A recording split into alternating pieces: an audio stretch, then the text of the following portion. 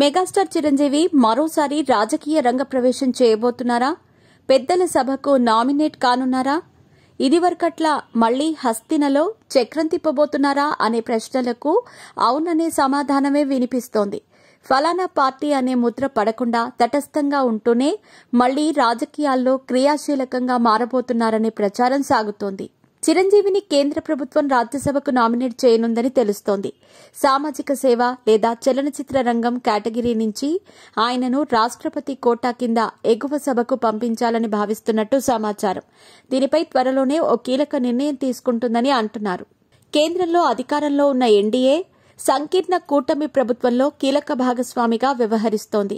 చిరంజీవి సోదరుడు పవన్ కళ్యాణ్ నెలకొల్పిన జనసేన బిజీగా గడుపుతున్న లైఫ్ లో చిన్న బ్రేక్ తీసుకుని ఎంజాయ్ చేయాలి అనుకుంటున్నారా? అయితే వెంటనే ఆర్వే వెకేషన్స్ ప్రైవేట్ లిమిటెడ్ ని సంప్రదించండి. మరిన్ని డీటెయిల్స్ కోసం సంప్రదించండి 7997979960. పార్టీ రాష్ట్రంలో తెలుగుదేశం పార్టీ సారథ్యంలో ఎన్డీఏ కూటమి ప్రభుత్వం ఏర్పాటు కావడంలో జనసేన అత్యంత కీలక పాత్రను పోషించింది. మొన్నటి ఎన్నికల్లో భారతీయ జనతా పార్టీని కూడా కలుపుకొని వెళ్లేలా చేయటంలో పవన్ కళ్యాణ్దే కీ రోల్. ఫలితంగా ఢిల్లీలో బీజేపీ పెద్దల వద్ద ఆయన పట్టు పలుకుబడి పెరిగిందనటంలో సందేహాలక్కర్లేదు. తన రెండో సోదరుడు నాగబాబుకు ముఖ్యమంత్రి చంద్రబాబు నాయుడు నేతృత్వంలోని రాష్ట్ర మంత్రివర్గంలో బెర్త్ కన్ఫర్మ్ చేయగలగటం దీనికి నిదర్శనంగా చెప్పుకోవచ్చు.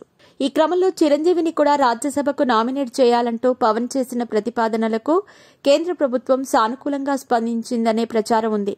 పలానా పార్టీ అనే ముద్ర లేకుండా రాష్ట్రపతి కోటా కింద ఆయనను రాజ్యసభకు నామినేట్ చేయాలని భావిస్తున్నట్టు చెబుతున్నారు.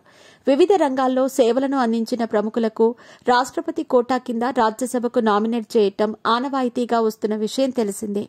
సుప్రీంకోర్టు మాజీ ప్రధాన న్యాయమూర్తి రంజన్ గొగోయ్, మాజీ అథ్లెట్ పీటీ ఉషా, సంగీత దర్శకుడు ఇళయరాజా, సినిమా కథా రచయిత విజయేంద్ర ప్రసాద్, సామాజిక కార్యకర్త సుధామూర్తి ఇలా నామినేట్ అయిన వారే.